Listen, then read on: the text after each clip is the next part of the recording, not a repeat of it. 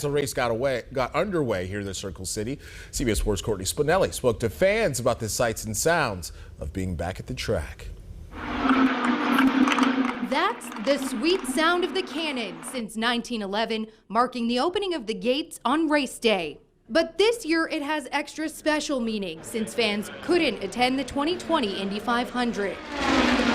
And to be back this year, the prestige, the tradition, there's nowhere else like it. No place else I'd rather be. For me, it's Christmas Day. 2 years worth of excitement built into one weekend. On Saturday, a parade made its way through downtown and Speedway near the track. Organizers called it the reverse parade because the drivers came to see the fans. Several concerts and events were canceled this year, fan attendance limited, and mask wearing required. But if you can't tell, fans were just excited to see the green flag drop Sunday afternoon. Even though you have a limited amount, apparently that's in the track, you still have that same energy that's all around you.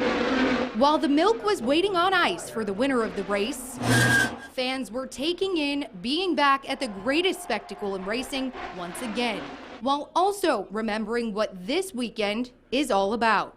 All the activities before the race is all towards honoring armed forces plus the first responders. There's no place else like it. At the end of the day, it's Memorial Day weekend. We're here representing the soldiers and everybody that's fallen, and we're just so thankful for just getting to experience this at the end of the day. Yeah. Courtney Spinelli, CBS 4 News.